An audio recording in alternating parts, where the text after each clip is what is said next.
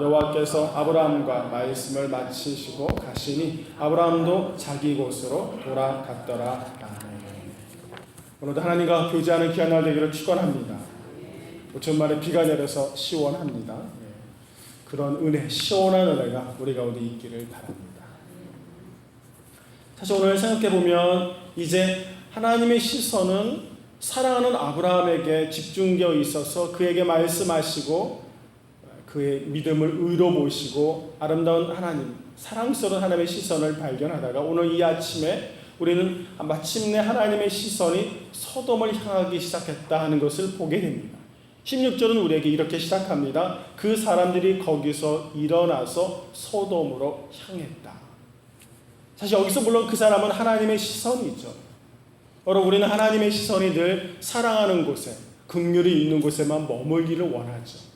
그러나 하나님의 시선이 마침내 그 긍휼하심으로 인도하다가 마침내 그 시선이 더 이상 견딜 수 없는 소돔으로 향하고 있다는 거 여러분이 잊지 마십시오. 여기서 본문에서 등장하는 소돔은 죄악을 상징하는 것입니다.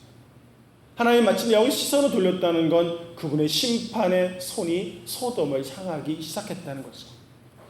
내게 있어서 늘 하나님의 간섭이 없게 느껴지는 거죠. 내가 하나님이 열심히 섬기지 못해도 내가 늘 죄악 가운데 있어도 하나님이 내게 말씀하시는 것 같지도 않고 좀 이렇게 말하면 내가 아무런 일도 일어나지 않는 것 같습니다. 그러니까 여러분, 그것은 하나님이 긍휼하심으로 우리를 바라보기 때문이죠. 마침내 하나님께서 심판의 시선으로 더 이상 기다려줄 수 없다는 시선으로 그 죄악의 자리로 하나님이 시선을 돌리는 순간 이제 우리는 건진받을 수 없는 거죠.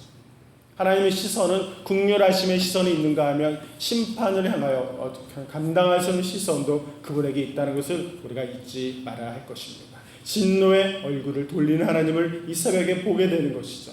우리는 묵인하고 넘어가는 줄 알았지만 하나님의 시선은 언제나 그곳을 향하고 있었고 이 하나님에 대한 말씀으로 돌아오지 못할 때 우리는 심판을 피할 수 없다는 것을 알게 됩니다.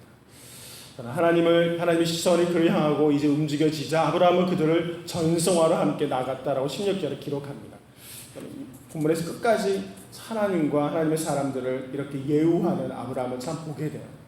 먹일 거 다 먹였고 예를 들으면 다 끝났으면 이제 잘 다녀오십시오라고 보내면 되는데 여기 본문은 구태여 그들을 전성화로 함께 나갔다라고 설명합니다.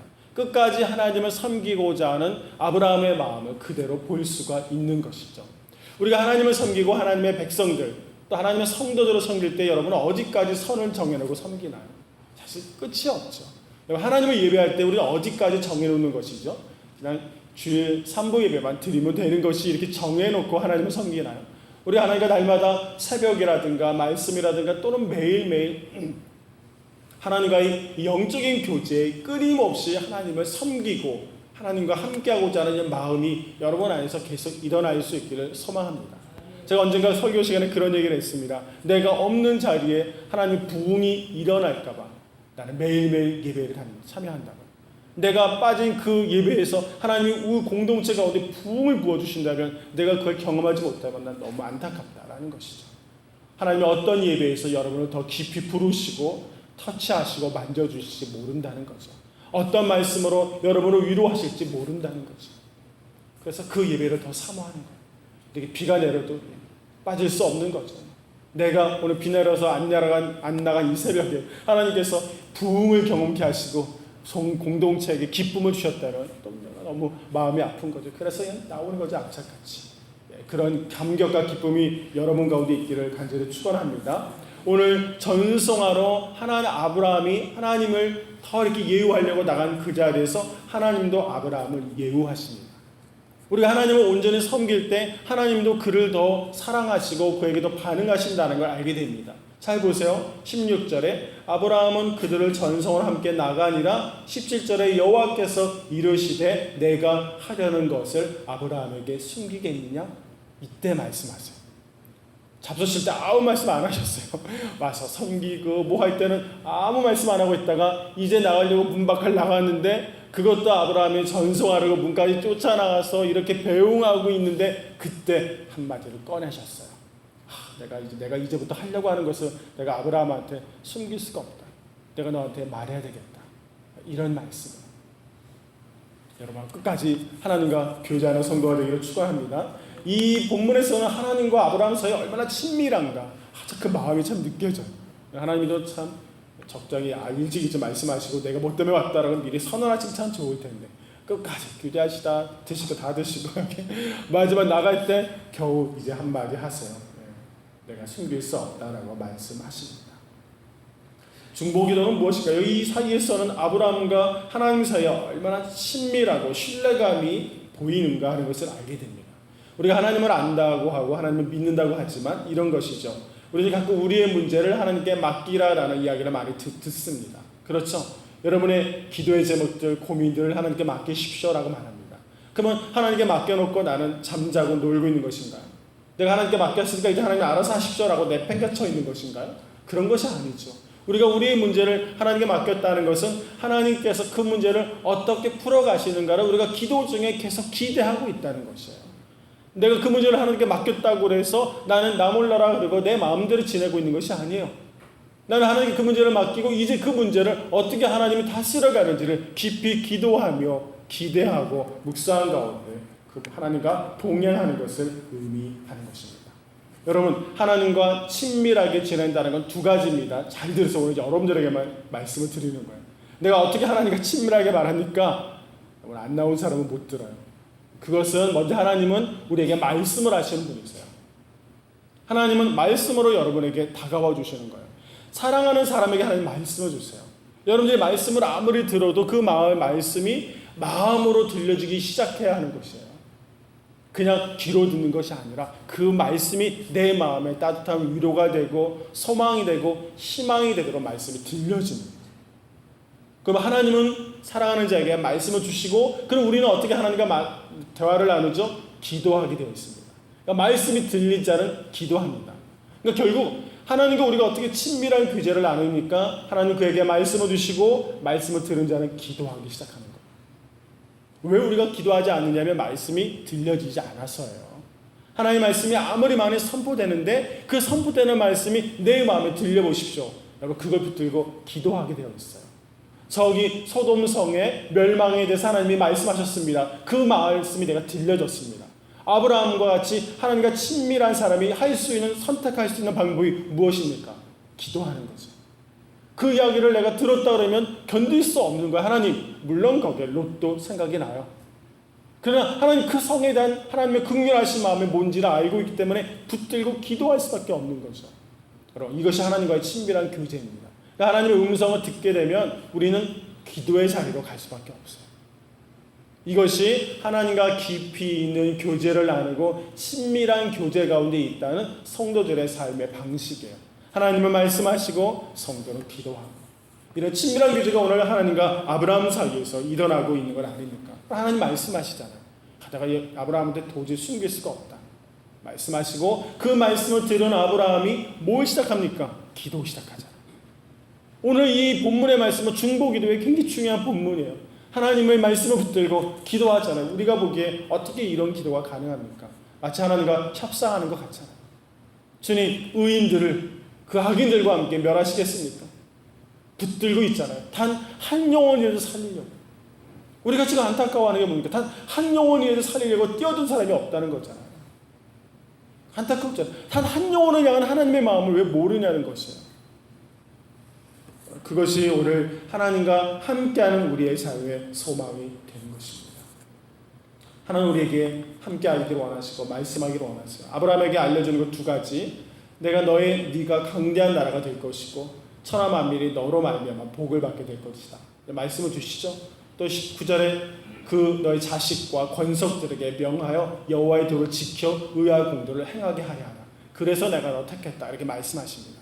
아브라함을 택하시고 아브라함과 친밀한 교제를 나누는 의미와 목적이 뭔지를 분명히 말씀하신 너를 통해서 너뿐만이 아니라 이 민족을 나는 축복하기를 원한다 하는 것이 너에게 멈춰있는 것이 아니라는 것이에요. 하나님 왜 나를 사랑하십니까? 나에서 멈춰있는 것이 아니에요. 나를 통해서 여러분의 백성과 여러분의 자녀들과 하나님의 교회와 이 땅을 축복하기를 원하신다는 거예요. 이 축복을 흘려보내는 거죠. 내가 은혜를 받았다면 나를 통해서 하나님 이 교회를 책임지시고 이렇게 세우신다는 약속의 말씀을 들어야 하는 것입니다. 그런 약속을 주시고 그래서 나는 너를 택했다. 두 번째, 나는 너에 대해서 한 일을 이루려 하는 것이다 라고 말씀하십니다. 생각해보면 하나님께서 주시는 말씀이 무엇인지, 그리고 하나님은 당신이 믿고 있는 바를 이 현실의 세계에서 이루려고 한다라고 말씀하십니다. 내가 이제 하려는 것을 이제 이루겠다. 내가 이 19절에 아브라함에 대하여 말한 일을 이루려 할 것이다 라고 말씀하십니다. 하나님 말씀하신 거 반드시 이루시는 분이세요. 우리의 현실의 삶에서 그걸 붙들고 그 일을 행하시는 하나님이다 라는 것을 여러분이 반드시 기억해야 합니다. 그 행함 중에 하나가 무서운 심판이 이곳에 있을 것이다 라고 말씀하십니다. 그 첫 번째 20절에 보니까 여호와께서 또 이르십니다. 소돔과 고모라에 대하여 부르짖음이 크고 그 죄악이 심히 무겁다라고 이렇게 말씀하십니다. 그런 죄악이 부르짖고 있다는 것이에요. 결국 죄가 심판을 부르고 있다는 것이에요. 오늘 저는 죄악이 부르짖는 그 자리에 하나님이 결국 심판의 시선을 돌리기 시작하십니다.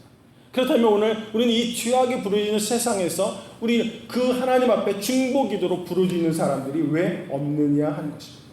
세상의 땅의 죄는 심판을 요구합니다. 죄는 심판을 부릅니다. 그럼 오늘 오직 하나님을 아는 몇몇 사람만이 중보기도로 주님께 부르짖게 되는 것이에요. 그 심판의 자리에 죄는 심판을 부르짖고 있다면 의인은 중보기도로 하나님을 부르짖는 것이에요. 우리에게 하나님의 말씀을 주시잖아요. 이 세상에서 이 죄악으로 인해서 무채막에 돌아온 이 세상을 하나님 보게 하시고 그 세상을 보게 하신 하나님 우리로 하여금 중보기도로 부르짖게 하는 것입니다. 여러분, 우리가 하나님 우리에게 주시는 말씀을 새벽마다 여러분들이 듣는다면 더 깊이 하나님 앞에 매달리고 기도해야 합니다. 우리가 하나님이 무엇을 다스리기를 원하시는지, 하나님 이 땅에 대해서 어떤 기도가 필요한지, 너무 크게 나갈 것도 없어. 하나님 이 교회에 대해서 무엇을 기도하게 하시는지 여러분 조금만 좀 들여다보세요. 여러분이 기도할 때 하나님의 탄식소리와 하나님의 사랑이 얼마나 큰 것인지 조금만 더 넓게 보세요. 작은 것에 매달리지 마시고 하나님이 우리에게 무엇을 지금 기도하게 하시는지 그 기도의 본질을 좀 보세요. 하나님이 정말 우리 중보기도자를 세워서 무엇을 기도하게 하십니까? 여러분의 만족을 채우라고 기도하게 하시는 건 아닐 거예요. 오늘 하나님 이 교회 공동체를 향해서 이 새벽에 나오는 우리들에게 무엇을 눈물로 기도하게 하시는가? 우리가 무엇을 주께 부르짖어야 하나님의 교회가 이 모든 것들을 벗어버리고 강건하게 이 땅에 복음을 건강하게 붙든 교회로 세워줄 수 있느냐는 것, 이것을 우리가 보아야 하는 것입니다. 하나님의 이 말씀을 듣고 여호와 22절에 아브라함은 여호와 앞에 그대로 섰습니다. 여러분 22절을 잘 묵상하세요. 그 사람들이 거기서 떠나 소돔으로 향했습니다. 이제 하나님과 하나님의 천사들은 소돔에 얼마나 악한 것들이 있는지 직접 눈으로 더 보기를 원한다고 떠났습니다. 그때 아브라함은 여호와 앞에 그대로 서 있었다라고 성경은 증언하고 있는 것이죠. 아브라함의 할 일이 무엇입니까? 그 심판에 점점 다가오는 심판의 상황 속에서 아브라함은 하나님 앞에 서 있습니다. 뭐 하려고요? 기도하려고. 오늘 우리가 여러분 저 하나님 앞에 기도하는 자세로 좀 더 많이 서 있기를 바라요. 저는 우리 성도들이 더 기도해야 합니다. 더 하나님 앞에 간구하고 예배해야 합니다. 우리가 뭐가 필요하죠? 우리 교회부의 가운데 정말 기도하는 게 더 필요해요. 다른 것이 필요하지 않습니다. 말하고 싶은 거 많지만 그 말을 좀 잠시 멈추세요. 그리고 기도를 먼저 하세요. 그리고 하나님이 내게 주시고 하나님 우리 교회 가운데 갖고 있는 마음이 무엇인가를 제발 좀 들어보세요. 하나님의 마음과 하나님의 말씀을 듣지를 않고 왜 우리의 것들만 계속 쏟아내려고 하느냐는 것이에요. 좀 더 깊이 있게 하나님과 교제해보세요. 그럼 여러분들 내가 무엇을 붙들고 기도해야 하는지 하나님과의 교제가 이루어집니다. 그러니까 하나님의 말씀을 깊이 듣지 못하니까 무엇을 기도해야 할지도 모르고 무엇을 하나님 앞에 시급하게 하나님 우리에게 주시는 마음의 본질을 잘 받아들이지 못하는 것이죠. 오늘 오직 하나님을 아는 사람만의 중보기도자로 서 있게 되는 것입니다. 오늘 중보기도하는 아브라함 그의 삶의 태도를 보십시오. 그가 오직 하나님 앞에 이렇게 예를 들면 건방지게 하나님께 요구하는 것이 아닙니다. 겸손하고 친밀하게 경외심을 가지고 하나님께 중보기도하는 아브라함을 보게 됩니다. 아브라함은 단계별로 기도하고 하나님은 한 번도 아브라함보다 앞서서 대답하지 않습니다. 하나님 우리가 무엇을 구하는지 한 단계 한 단계 아브라함은 단계별로 구합니다. 하나님 알아서 하세요. 이것이 중보기도가 아니에요. 하나를 붙들고 간절히 기도 하나님 응답하시면 또 하나를 구하고 한 단계 한 단계 이루어가는 것입니다. 하나님과의 영적인 교제가 어느 날 갑자기 단계를 스킵해서 뭐가 갑자기 부어져서 이런 거 없습니다. 우리가 기도로 한 단계 한 단계 새벽을 세우고 예배를 세우고 말씀을 세우고 이거 없이 어떻게 하나님의 교회가 한 번에 확 세워져요? 우리가 기도로 우리의 교회를 먼저 세우지 않는다면 그 어떤 것으로도 세울 수 없습니다. 여러분 기도하세요. 기도로 채워져야 합니다. 중보기도 자를 여기 한 명 하면 찾는 것처럼 저는 이 새벽에 기도하는 자를 한 명 하면 더 여러분이 눈물로 찾으셔야 합니다.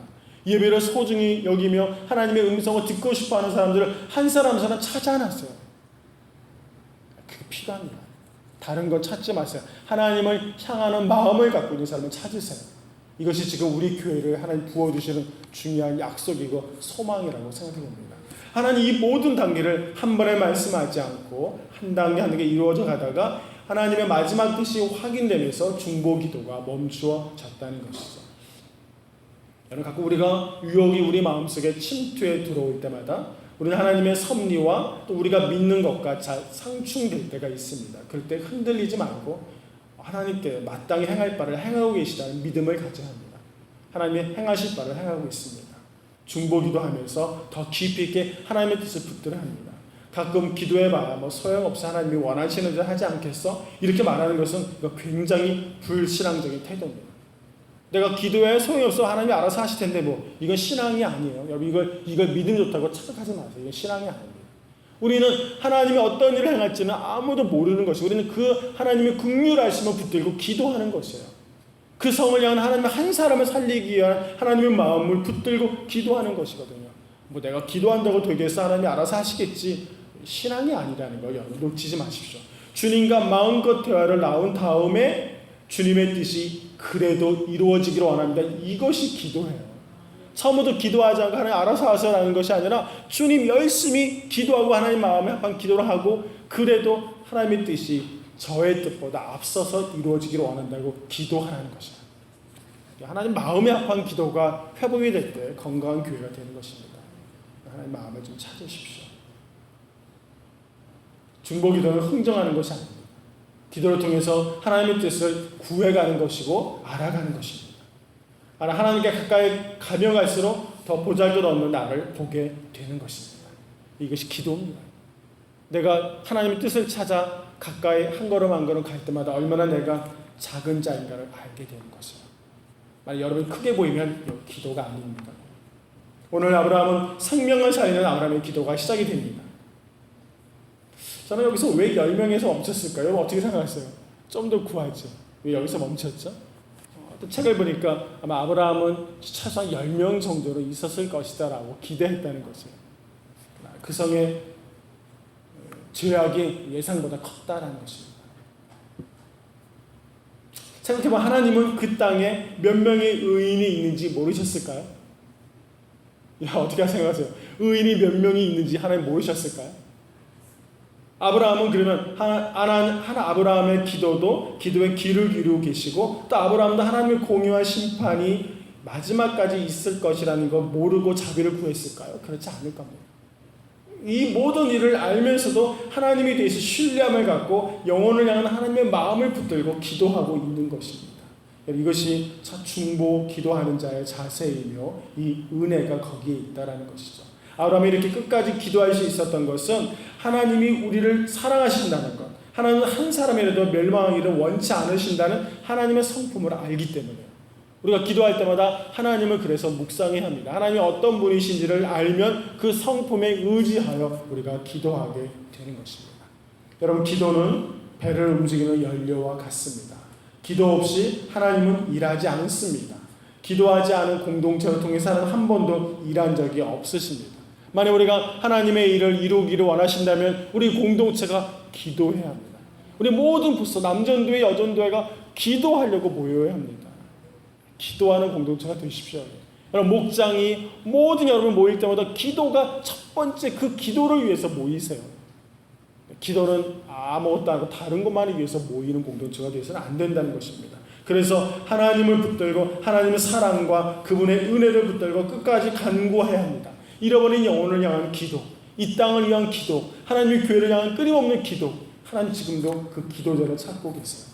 영혼을 살리는 기도를 통해서 하나님은 새 일을 행하실 것입니다. 오늘 18장 후반부를 통해서 하나님과 아브라함 사이의 친밀한 중보의 기도가 이루어지고 있는 것을 우리는 보게 됩니다. 아브라함이 이렇게 끈질기게 기도할 수 있었던 것은 하나님의 사랑을 붙들고 있었기 때문이에요. 하나님은 은혜로우시고 용서하시고 사랑하시는 분이라는 걸 알기 때문에 끝까지 기도할 수 있었습니다. 하나님과 이 친밀한 교제를 통해서 우리가 오늘도 하나님 내게 부어주시는 기도의 제목들을 마음으로 발견하십시오. 하나님이 사랑하는 이 새벽에 여러분들에게 말씀하십니다. 여러분들 그 하나님 말씀에 기도로 응답하십시오. 이것이 하나님과 우리가 친밀한 교제를 이루어가는 것입니다. 오늘 이 새벽에 하나님의 교회를 마음에 품고 기도해 보십시오. 하나님 우리 교회를 향한 하나님의 마음이 무엇인지를 지금 내게 달라고 기도해 보십시오. 교회를 향한 하나님의 마음을 내가 알게 해달라고 한번 기도해 보세요. 그냥 하나님 기회를 좀 부으시게 이 기도 말고요. 하나님 도대체 우리 기도를 향한 하나님의 마음이 무엇입니까? 그 기도를 한번 해보세요. 이 기도를 통해서 하나님의 마음이 여러분의 봉사하고 여러분의 섬기는 곳곳에 그 하나님의 마음이 좀 심어지기를 원합니다. 하나님의 마음을 좀 알고 봉사의 자리에, 섬김의 자리에 서 있기를 바랍니다. 그런 은혜가 우리 모두 성도에게 충만하기를 주님의 이름으로 간절히 축원합니다. 기도하겠습니다. 하나님 감사합니다.